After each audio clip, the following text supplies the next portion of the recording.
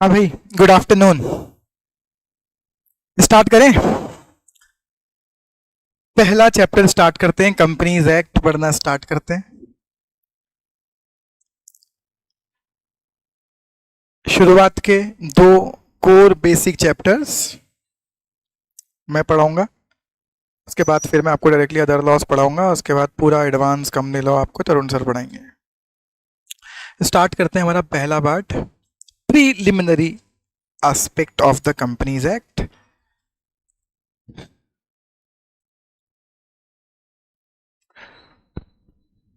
इसकी soft copy मैं आपको हमारे जो भी ब्रॉडकास्ट या टेलीग्राम ग्रुप के थ्रू आपको कम्युनिकेशन हो रहा है उसके थ्रू आपको भिजवा दूंगा। मतलब वैसे भी बहुत काम है अभी समझने का। अब सुनिए, इस एक्ट के कुछ फैक्ट्स डिस्कस करते हैं। इस एक्ट में अगर देखा जाए तो टोटल 470 सेक्शंस हैं, बहुत बड़ा एक्ट है, बट वो भी अधूरा ही रहा इनसे, क्योंकि आधा काम तो रूल्स करते हैं। 470 सेक्शंस हैं। ये एक्ट जिसको आप बोलते हो कंपनीज एक्ट 2013, प्रेसिडेंट ने तो इसको अप्रूव कर दिया था 29 अगस्त 2013 से। आई होप आज मैं लाइन आपको बता सकता हूं, कल ही बात हुई थी हमारी।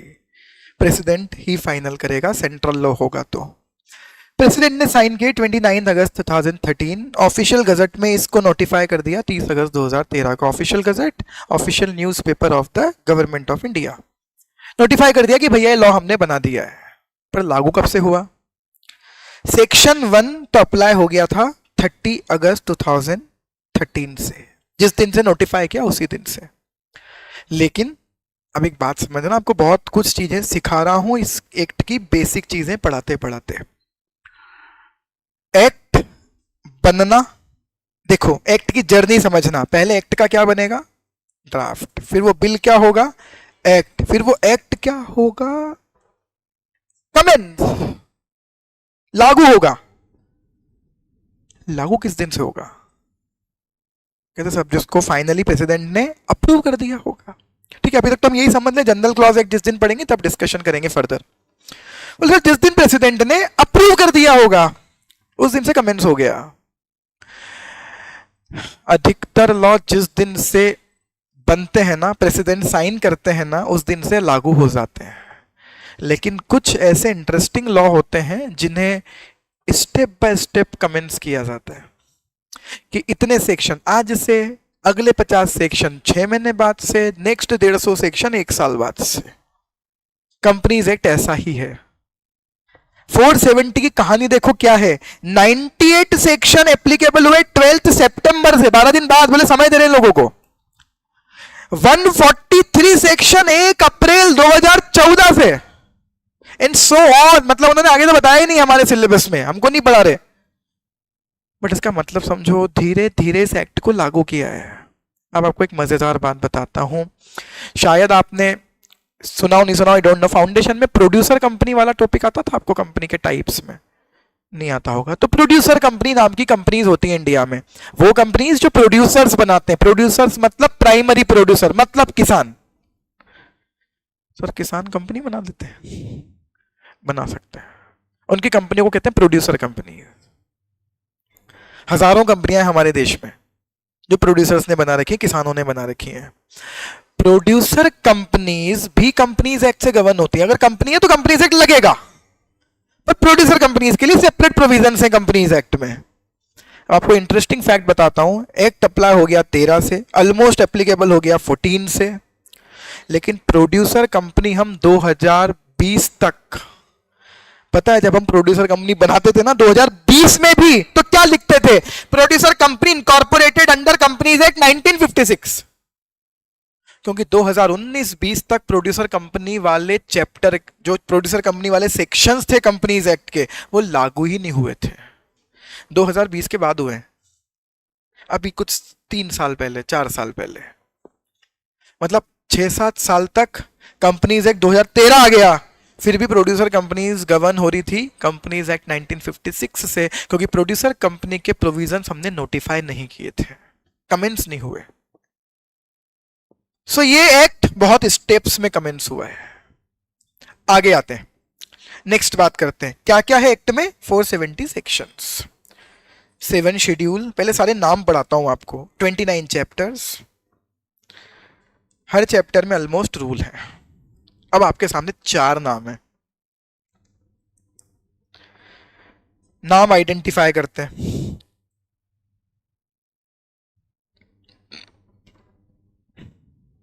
चैप्टर में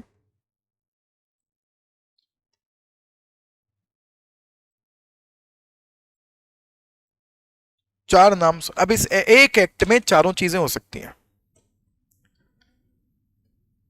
और वही बात जो कल तक भी बोल रहा था, बच्चे लॉ पढ़ लेते हैं, रट लेते हैं, उन्हें पता ही नहीं क्या होता है।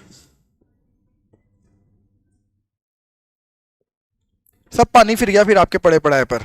इंटरव्यू में ही बाहर है, रियल लाइफ में और कहीं तो खत्म ही है। चैप्टर्स क्या होते हैं, ये सारे नाम सीखते हैं आज।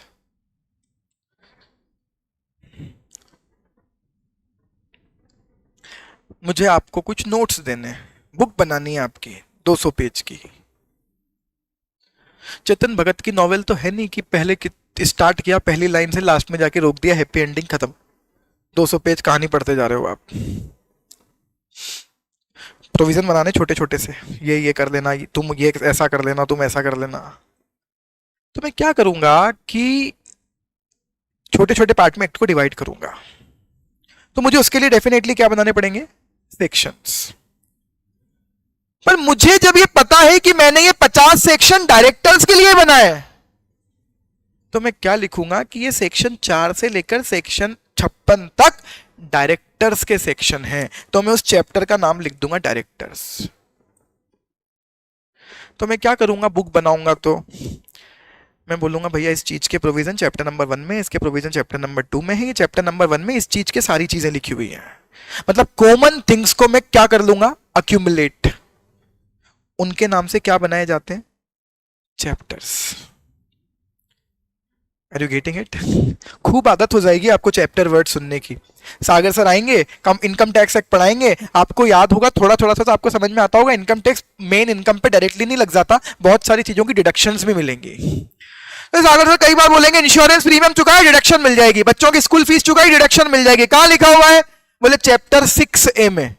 अब चैप्टर 6 है किसका, इनकम टैक्स एक्ट का। तो चैप्टर 6A मतलब क्या है, इनकम टैक्स में ऐसे बहुत सारे सेक्शन है जिनमें केवल क्या लिखी हुई है, डिडक्शन। इन सारे डिडक्शंस के सेक्शंस को क्लब करके हमने क्या बना दिया, एक चैप्टर, उसे कहते हैं चैप्टर 6A। तो हमारे हिसाब, कौन बोले 80C to 80U, हम डायरेक्टली बोलते हैं चैप्टर 6 है। चैप्टर 6 से बोला मतलब 80C to 80U सारे सेक्शंस कवर। तुम सेम तरीके के सेक्शंस को क्लब करके क्या बनाते हैं, पहले चैप्टर। तो जल्दी से बताओ, एक्ट पहले चैप्टर में डिवाइड होता होगा या सेक्शंस में? एक्ट पहले डिवाइड होता है चैप्टर्स में, फिर चैप्टर्स के अंदर क्या रहने वाले हैं, सेक्शंस। आपकी बुक पहले डिवाइड किस में होती है, चैप्टर्स में, फिर चैप्टर्स के अंदर कहानियां हैं। तो पहले एक्ट किस में डिवाइड होगा, चैप्टर्स में। चैप्टर्स में क्या लिखे हुए हैं, सेक्शंस। और सेम ग्रुप ऑफ सेक्शंस का एक क्या बना देते हैं, चैप्टर। कंपनीज एक्ट में कितने चैप्टर हैं, आप समझ में, एक्ट बहुत बड़ा है ये। 29 तो चीजों की बातें करी हुई हैं उन्होंने, 29 चैप्टर्स है ना। एक चैप्टर डायरेक्टर, एक चैप्टर ऑडिटर। हमारी बात होगी, ऑडिटर कैसे अपॉइंट करोगे, ऑडिटर क्या काम करेगा, ऑडिटर की जिम्मेदारी क्या है, गलत किया तो क्या होगा, जेल भेज देंगे, सब करें। कहां लिखा है, चैप्टर में। ऑडिटर चैप्टर, उसमें बहुत सारे सेक्शंस। 29 चैप्टर्स, कितने सेक्शंस, 470। ठीक है, अब और आगे बढ़ते हैं। सर ये रूल क्या बल्ला है? अच्छा, मुझे लगता है आपने रूल नाम भी सुना है कि लॉ में रूल भी होते हैं। जैसे आप कौन कौन से रूल, देखो आप जैसे आप कंपनीज एक्ट पढ़ोगे ना, तो साथ में आप सुनोगे कंपनीज रूल्स 2014, कंपनीज रूल 2014। कई बार सुनोगे इनकम टैक्स रूल 1962, खूब सुनोगे। रूल क्या होते हैं? मुझे ना एक्ट को थोड़ा समराइज्ड ही रखना होता है।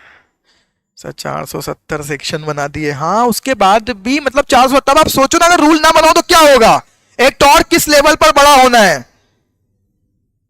तो मैं क्या करता हूं, समझना ध्यान से, मैं एक्ट में ऐसा लिखूंगा कि एक कंपनी प्राइवेट अगर है तो कुछ प्रोसेस फॉलो करके अपने आप को पब्लिक में कन्वर्ट कर सकती है। अब आप मानोगे नहीं, एक्ट में केवल एक लाइन लिखेंगे कि एक company by following the procedure as may be prescribed may convert itself into public company, लिख दिया एक्ट में, एक्ट में लिख दिया। अब मुझे बताओ क्या लिखा हमने कि हम प्राइवेट को, आप कभी भी एक्ट के बताए अनुसार प्राइवेट को पब्लिक में कन्वर्ट कर सकते हो, ठीक है। अब कैसे, प्रोसेस क्या होगी, फॉर्म कौन सा भरेंगे, आरओसी से पूछेंगे, आरएडी से पूछेंगे, किससे पूछेंगे, ये एक्ट में लिखा हुआ नहीं है, लिख देंगे तो 2 पेज और खराब होंगे एक्ट के। अब ये सारी चीजें कहां लिखी हुई होंगी, रूल्स में। तो मतलब आप समझो, रूल्स आर डिजाइंड फॉर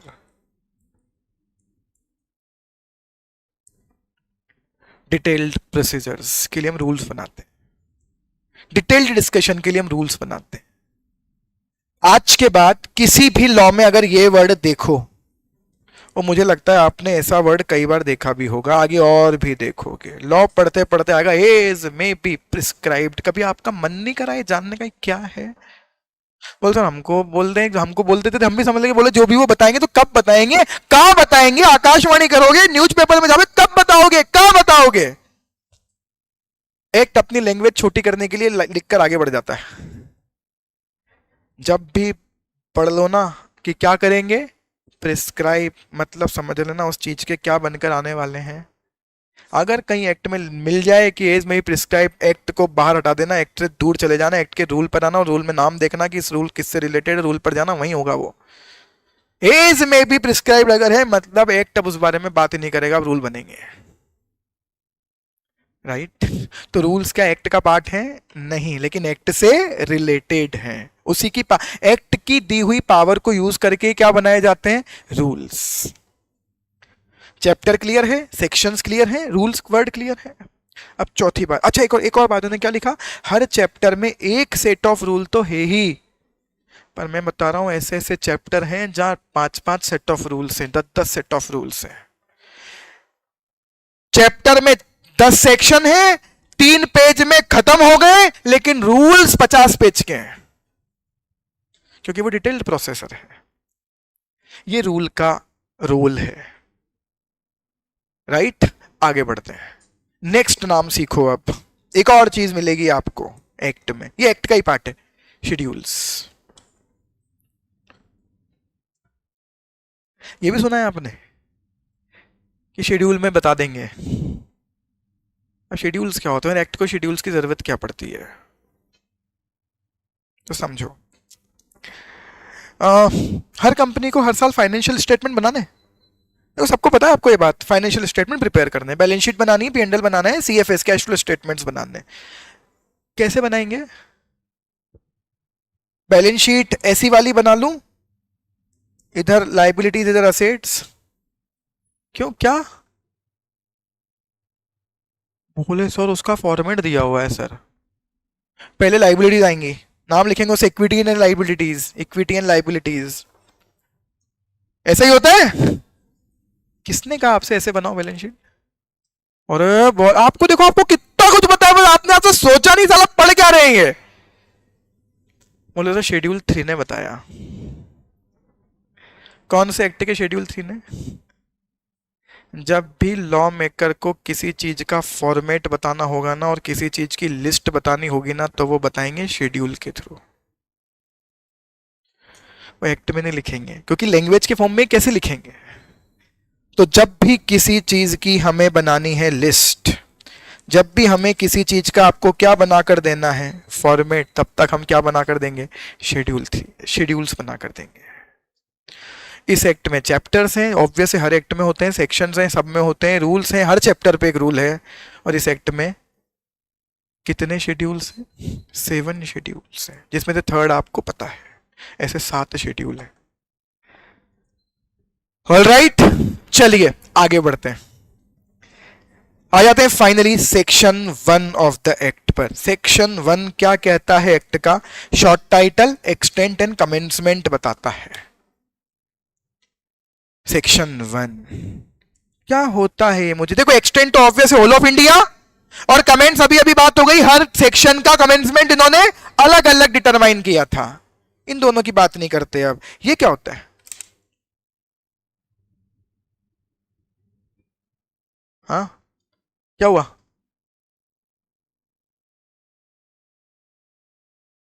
अरे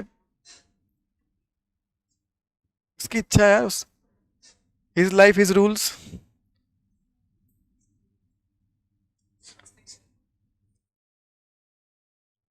पॉपुलर है क्या तू? पॉपुलर है क्या क्लास में? अरे फिर तो पॉपुलर ही है यार। तो सुनो, शॉर्ट टाइटल का मतलब क्या होता है? बोल सर हमको नहीं पता यार, सर यार ऐसे डेली मत पूछा करो कुछ कुछ, और मैं आपसे डेली पूछूंगा ऐसे ही।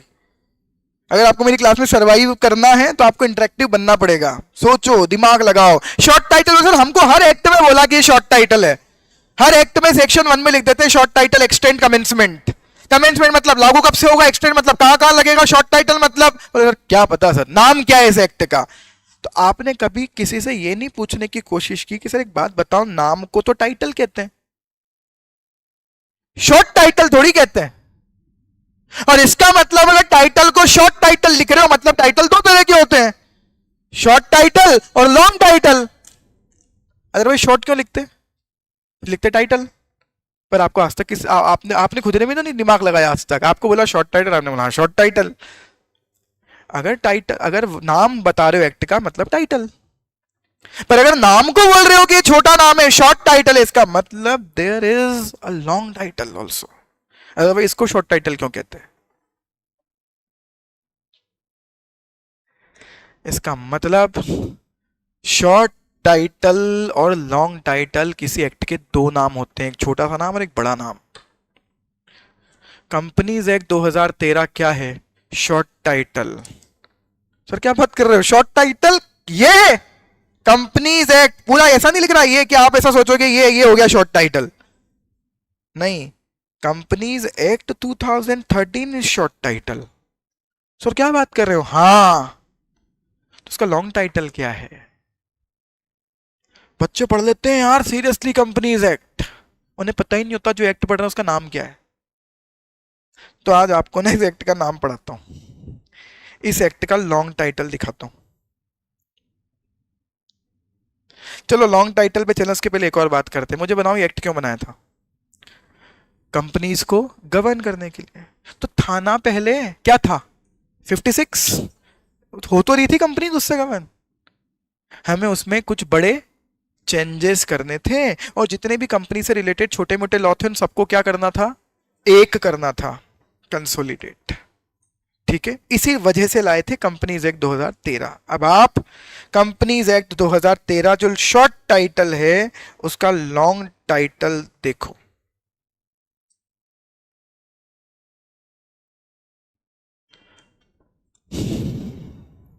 मिला वर्ड शॉर्ट टाइटल? तो शॉर्ट टाइटल मिला, चलो शॉर्ट टाइटल क्या है? Companies act 2013। तीसरे हेडिंग में मिला लॉन्ग टाइटल, चलो पढ़ो long title.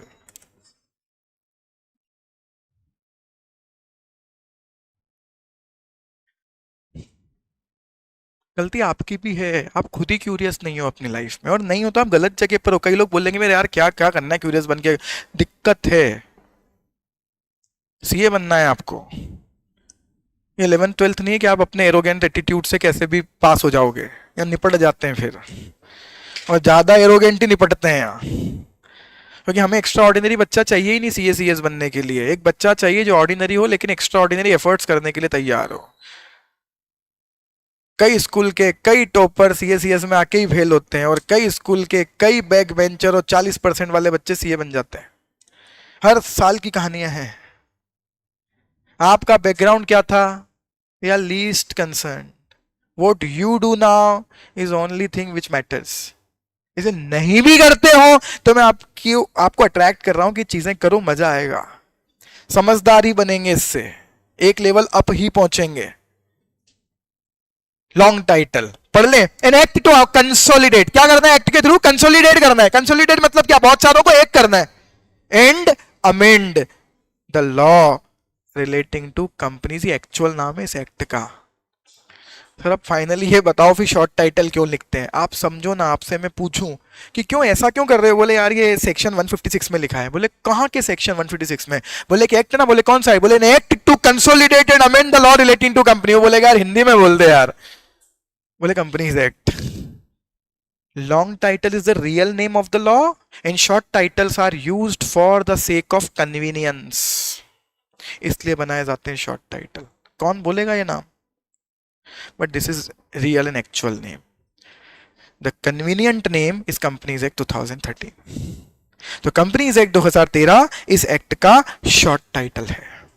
Extend, whole of India, commencement अभी पढ़ा, कुछ सेक्शन पहले दिन से, कुछ सेक्शन अगले साल, कुछ सेक्शन और टाइम बाद, ये एप्लीकेबिलिटी थी। चलिए अब फाइनली स्टार्ट करते हैं, ये एक्ट किस किस पर एप्लीकेबल होगा, एप्लीकेशन डिस्कस करते हैं। फाइनली पहला क्वेश्चन पढ़ना स्टार्ट करते हैं। कंपनीज एक्ट 2013 किन पर लगता है? किन पर लगता है आप ही बताओ। क्या कंपनीज एक्ट प्रोप्राइटरशिप फॉर्म्स पर लगेगा? तो बताओ प्रोप्राइटरशिप फॉर्म्स पर कौन सा एक्ट लगता है? Proprietorship act. ऐसा कोई एक्ट इंडिया में नहीं। There is no law which govern the proprietorship forms, इसलिए तो सबसे आसान है। क्या कंपनीज एक्ट पार्टनरशिप फॉर्म्स पर लगेगा? तो उन पर क्या लगेगा? क्या कंपनी लॉ एलएलपी पर लगेगा? तो उन पर क्या लगेगा? तो कंपनीज एक्ट केवल किस पे लगेगा?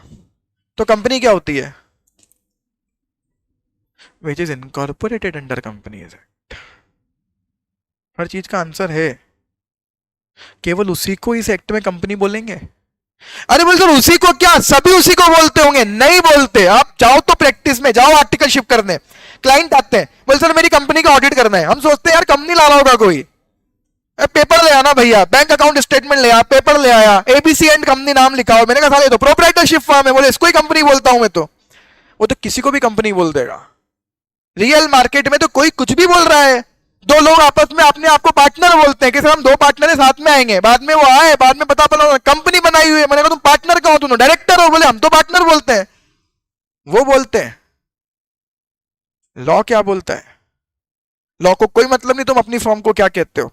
तुम अपनी फॉर्म को बोलो कंपनी, पर तुम्हारी उस फॉर्म को कंपनी बोलने से हम नहीं आ जाएंगे कि हम तुम्हारे ऊपर अप्लाई करेंगे। हम केवल उसी एंटिटी पर कंपनीज एक्ट लगाएंगे जो कंपनी है। कौन से एक्ट के हिसाब से?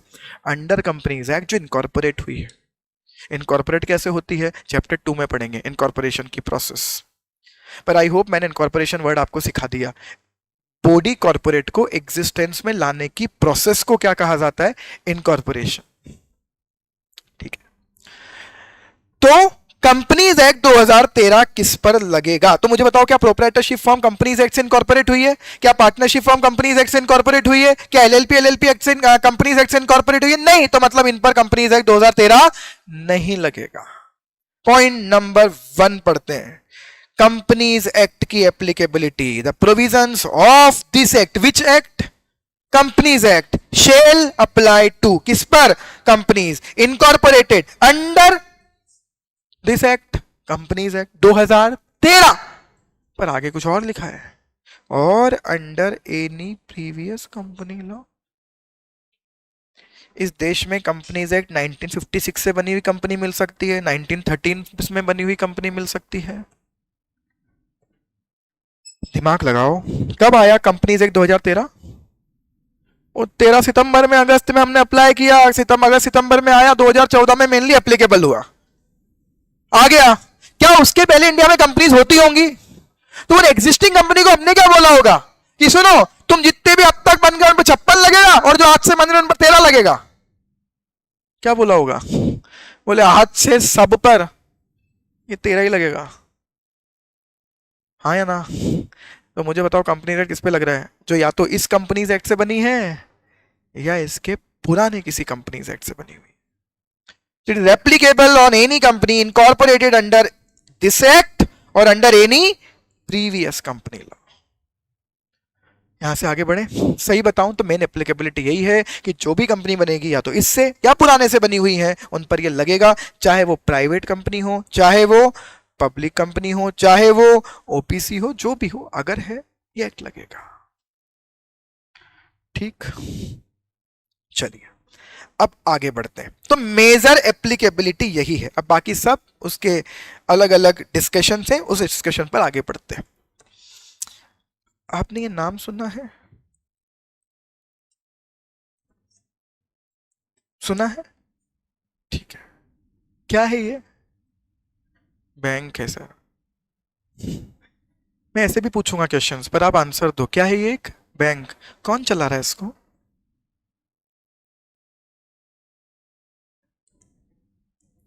इसके ऑर्गेनाइजेशन का नाम क्या है?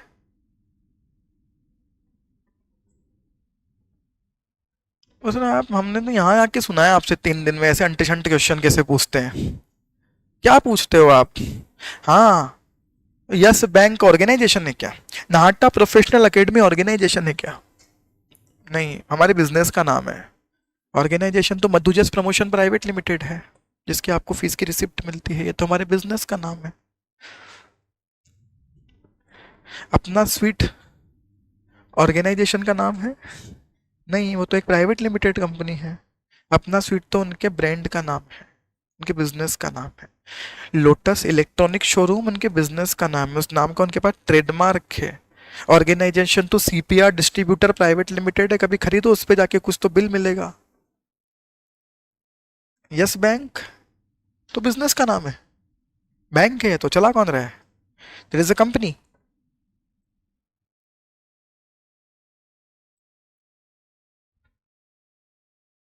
ऑनर तो ये है यस बैंक। तो ये कंपनी है क्या?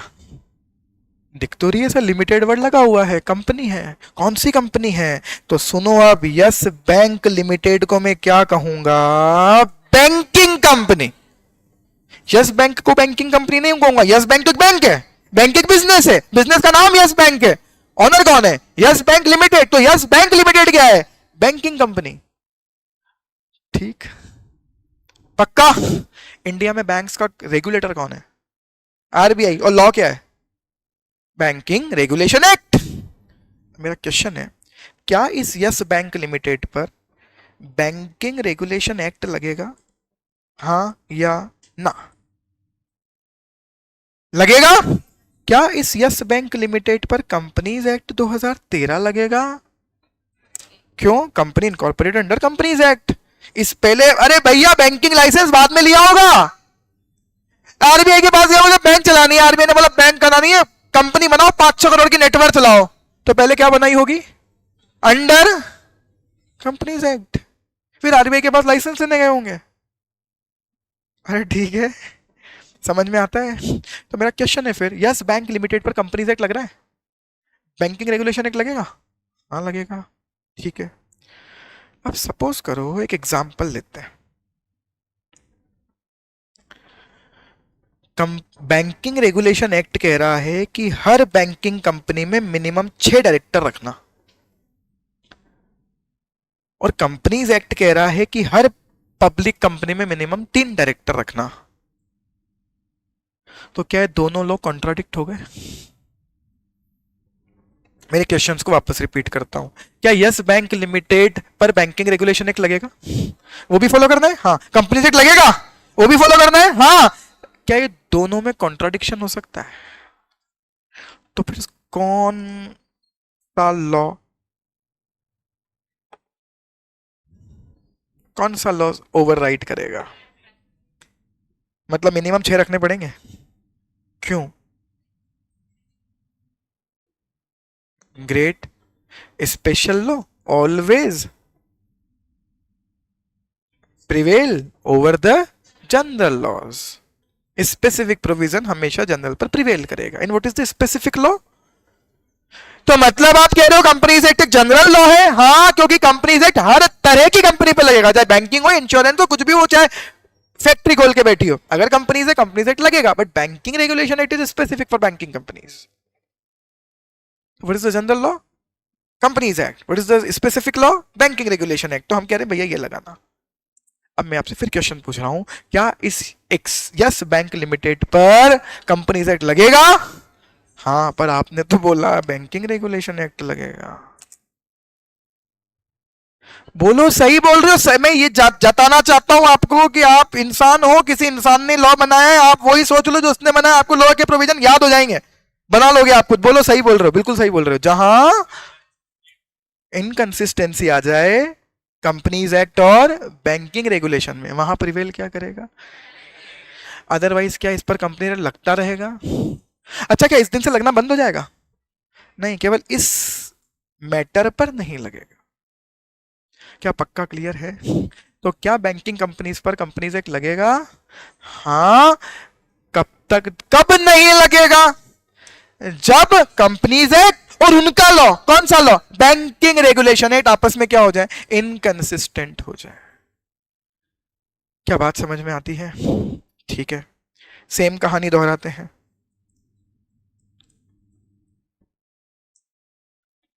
है ना?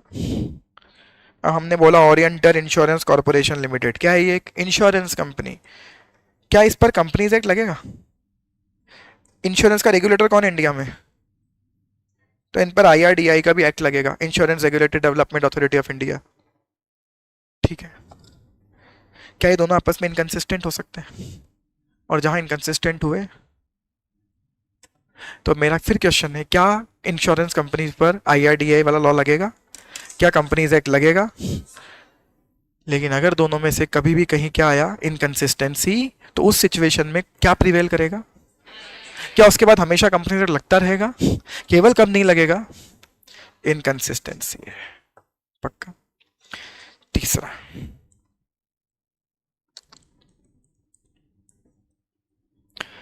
Electricity company. कभी देखी है आपने अपने पूरे जीवन में इलेक्ट्रिसिटी कंपनी? नहीं देखी सर, तो भाई तुम्हारे घर में लाइट कैसे आ रही है? सर लाइट तो तारों से आ रही है सर। आपने कभी आपके घर में लाइट का, बिजली का बिल देखा है?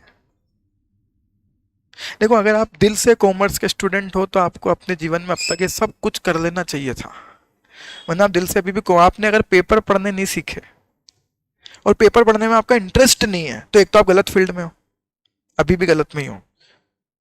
फाइनल के पहले ही छोड़, इंटर के पहले ही छोड़ दो, अच्छा है, क्यों परेशान होना।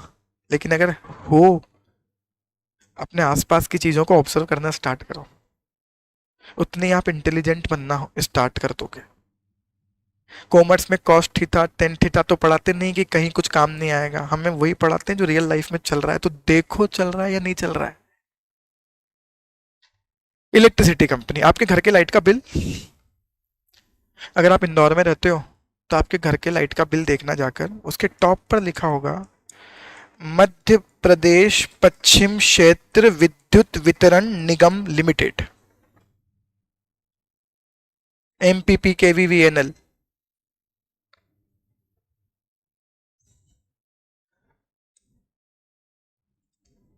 फाइनल नाम पर आता हूं, विद्युत वितरण,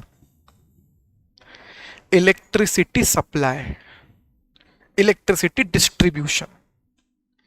इलेक्ट्रिसिटी कंपनीज वो जो इलेक्ट्रिसिटी प्रोड्यूस कर रही हैं, इलेक्ट्रिसिटी डिस्ट्रीब्यूट कर रही हैं, ऐसी कंपनीज को क्या कहते हैं? Electricity company. जैसे मुंबई दिल्ली में जाओगे तो वहां अडानी के नाम का बिल आ रहा है, अडानी पावर लिमिटेड, वो भी इलेक्ट्रिसिटी कंपनी है। पर एमपी एटसेट्रा में सब अभी पीएसयूज ही चला रहे हैं। तो एमपी केवीवीएनएल क्या है बेटा? एक इलेक्ट्रिसिटी कंपनी। क्या इस इलेक्ट्रिसिटी कंपनी पर कंपनीज एक्ट लगेगा? और इन पर एक और एक्ट लगेगा, इनका स्पेसिफिक इलेक्ट्रिसिटी एक्ट। लेकिन अगर, आगे आप ही बोलोगे, लेकिन अगर किसी भी सिचुएशन में कंपनीज एक्ट के प्रोविजन इनकंसिस्टेंट हो जाए, किससे? तो फिर कंपनीज एक्ट सिचुएशन में ऐसी 3 इंडस्ट्रीज हैं इंडिया में जिनका सेपरेट स्पेसिफिक लॉ है उनको चलाने के लिए। बैंक के लिए बैंकिंग रेगुलेशन, इंश्योरेंस के लिए आईआरडीआई, इलेक्ट्रिसिटी के लिए इलेक्ट्रिसिटी एक्ट।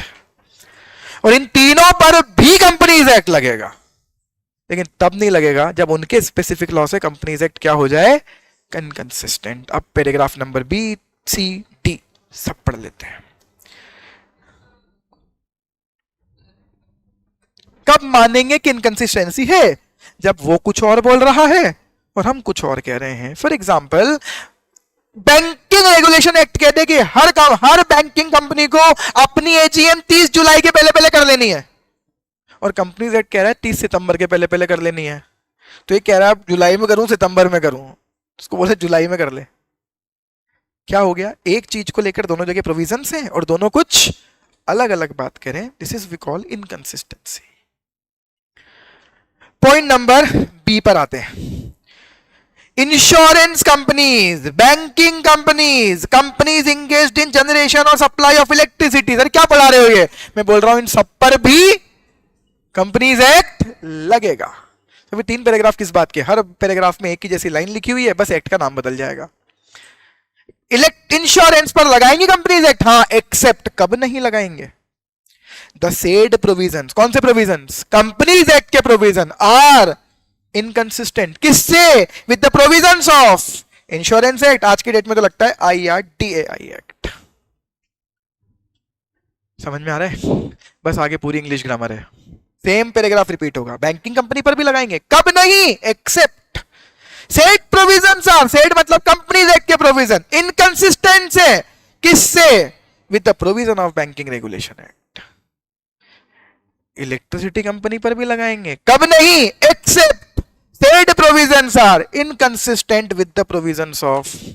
बताइए क्या चारों पैराग्राफ क्लियर हैं?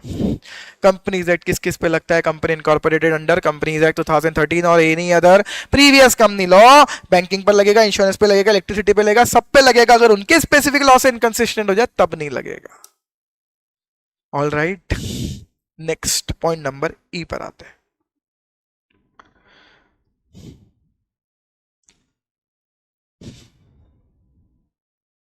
एनी अदर कंपनी, कंपनी है पर चल रही किसी और लॉ से, govern by any special act. State bank of India एक कंपनी है क्या? अब आप बोलोगे हाँ है ना, state bank of India limited नाम की कंपनी, ऐसी कोई कंपनी इंडिया में नहीं है। SBI कंपनीज एक्ट से बनी नहीं। SBI को बनाने के लिए देश की सरकार ने एक सेपरेट एक्ट बनाया था, तो SBI एक्ट। सर क्या क्या हो रखा है देश में? सब हो रखा है, पता होना चाहिए आपको, बेवकूफ हो रह जाओगे अदरवाइज। ऐसे बहुत सारे ऑर्गेनाइजेशन है जो कंपनी है लेकिन कंपनीज एक्ट से नहीं बने। कैसे बने? स्पेशल एक्ट से।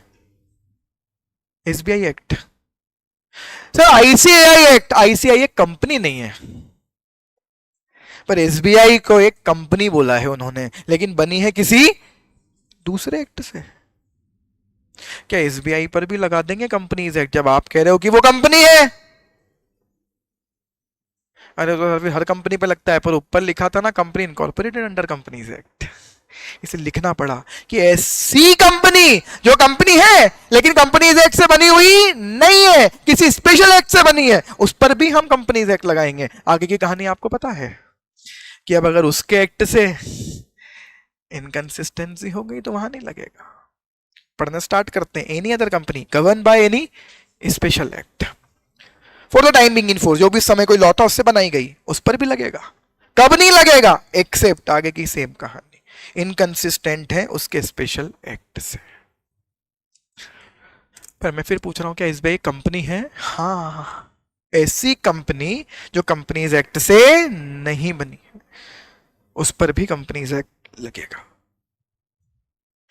आगे बढ़े, लास्ट डिस्कशन करते हैं, खत्म करते हैं। फिर यहां तक सब एटलीस्ट कंपनी तो थे। क्यूमुलेटिवली रिपीट करता हूं, कंपनीज एक्ट एप्लीकेबल है company incorporated and companies act, banking company, insurance company, electricity company, in except in so far the provisions of Companies Act are inconsistent with the provision of the special law. Even ऐसी companies पर भी लगेगा जो companies act के अलावा किसी और companies किसी और एक्ट से बनी है। अब नीचे तो उन्होंने धूम मचा दी। पॉइंट नंबर F पढ़ो, आपका दिमाग खराब होगा। कह रहे हैं कंपनी के अलावा किसी और पे भी लगा देंगे हम तो कंपनीज एक्ट। पढ़ो पढ़ो, एनी बॉडी कॉर्पोरेट, अब अलग लेवल चल रहा है। अब ये कंपनी है क्या? नहीं, ये कह रहे हैं बॉडी कॉर्पोरेट पे भी लगा देंगे हम तो किसी दिन। अच्छा मुझे बताओ बॉडी कॉर्पोरेट कौन कौन? बेस्ट एग्जांपल कंपनी और LLP। अब कंपनी पर तो लग ही रहा है, अब ये पकड़ने पर आए हैं LLP को। कह रहे हमारा जिस दिन दिमाग खराब हुआ ना, हम LLP पर भी क्या लगा देंगे? सो क्या बात कर रहे हो, कैसी बात कर रहे हो? पॉइंट नंबर एफ पढ़ो, आपको समझ में आएगा। यही लिखा है उसमें, सच बॉडी कॉर्पोरेट इनकॉर्पोरेटेड बाय, अरे नहीं यार सर, पॉइंट नंबर ई और एफ एक जैसे हो गए, नहीं हुए। पॉइंट नंबर ई में एनी एक्ट लिखा है, लेकिन लिखा है company incorporated by any act. Point number F में कंपनी नहीं लिखा है, बॉडी कॉर्पोरेट लिखा है, मतलब ये कंपनी नहीं है, ये कोई और बॉडी कॉर्पोरेट है जो किसी स्पेशल एक्ट से बनी है। बेस्ट एग्जांपल एलएलपी, जो किससे बनी है? एलएलपी एक्ट से। बॉडी कॉर्पोरेट जो किसी और एक्ट से बनी है, कहते हम उस पर लगा देंगे, पर ये अपने आप नहीं लगेगा। अब तक पॉइंट नंबर ई तक अपने आप लग रहा था, बोले पहले दिन से लगेगा, पॉइंट नंबर एफ में नहीं लगेगा। मैंने कुछ बोला था, वापस बोलता हूं, इनका जिस दिन दिमाग खराब हुआ, ये एलएलपी पर भी क्या लगा देंगे। अभी तक ऐसा कुछ नहीं हुआ है, पर मतलब सरकार को पावर है कि जिस दिन इन्हें लगा कंपनीज एक्ट के कुछ भी सेक्शन उठाकर बोल देंगे कि ये 25 सेक्शन आज से एलएलपी पर भी लगेंगे। Whether they have this power, yes. कैसे? सेक्शन 1 यही लिखी है वो पावर। हाँ हाँ बिल्कुल लग सकते हैं। देखो, such body corporate incorporated by any act is central government may by notification specify in this behalf। बता दो, कुछ समझ में आया क्या? लगाना होगा तो अपने आप लगेगा क्या? नहीं, लगाना होगा तो सरकार बकायदा क्या लेकर आएगी? नोटिफिकेशन। क्या बात समझ में आ गई? अभी तक ऐसा कुछ नहीं हुआ, लेकिन ऐसा हो सकता है कि किसी भी दिन सरकार बोले 25 सेक्शन तुम पे भी लगेंगे। तो एक बात बताओ, कैसे लगेंगे? वहां पार्टनर होते हैं, यहाँ डायरेक्टर और शेयर होल्डर होते हैं, वहां डीपी होता है, यहाँ शेयर होल्डर नाम ही अलग अलग है। कैसे लगा लोगे? ये कह रहे हैं शेयर होल्डर से रिजोल्यूशन पास करवाओ, इन्होंने बोला 25 सेक्शन लगेंगे। 25 में लिखा हुआ है कि भैया ये काम बोर्ड करेगा, ये काम शेयर होल्डर करेंगे। अब साला वहां ना बोर्ड है ना वहां शेयर होल्डर है, कैसे लगा लोगे सर? लास्ट की 2 लाइन, जब भी वो ऐसी कुछ हरकत करेंगे तो और नोटिफिकेशन में देंगे कुछ, उस नोटिफिकेशन में करेंगे कुछ, और उस लॉ को इस लॉ के हिसाब से करेंगे अडेप्ट। तो बकायदा लिख के देंगे नोटिफिकेशन में कि सुनो, इन 25 सेक्शन में जहां जहां शेयर होल्डर लिखा है ना, एलएलपी लगाए, तो उसका मतलब पार्टनर समझना। कुछ समझ में आ रहा है? सेंट्रल गवर्नमेंट नोटिफिकेशन इशू करके कंपनीज एक्ट के किसी भी प्रोविजन को किसी और बॉडी कॉर्पोरेट पर लगा सकती है, subject to certain exceptions. Modification थोड़ा सा बदलकर और थोड़ा सा इनके हिसाब से अडेप्ट करके सरकार इन पर नोटिफिकेशन इशू करके कोई भी ऐसी एंटिटी जो कंपनी नहीं है उस पर भी कंपनीज एक्ट लगा सकती है। ध्यान रखना, ऊपर लिखे हुए point number B C D E में पहले दिन से कंपनीज एक्ट लगेगा, एफ वाले पॉइंट में पहले दिन से कंपनीज एक्ट नहीं लगेगा। सरकार जिस दिन से चाहे उस दिन लगा सकती है। आज तक ऐसा कभी कुछ नहीं हुआ, पर सरकार को पावर है। ठीक है, एप्लीकेबिलिटी खत्म करता हूं बोलकर finally, companies act 2013 is applicable, point number 1, on any company incorporated under companies act 2013 और any other previous company law. Point number B, it is also applicable on insurance companies except insofar the provisions of the Companies Act are inconsistent with the provision of IRDA Act. Companies Act is also applicable on banking companies except insofar the provisions of the Companies Act are inconsistent with the provisions of Banking Regulation Act. The Companies Act is also applicable on electricity company except insofar the provisions of Companies Act are inconsistent with the provisions of Electricity Act. The Companies Act is also applicable on any company which is incorporated according to a separate law of the government except insofar the provisions of the Companies Act are inconsistent with the provision of the Special Act. And it is also applicable on any body corporate incorporated by any other law subject to that government will issue notification in this behalf with respect and exceptionally क्या उसमें कुछ exception दे सकते हैं, modification ला सकते हैं, adaptation कर सकते हैं। क्लियर है? कोई डाउट? चलिए कल मिलते हैं। Thank you so much.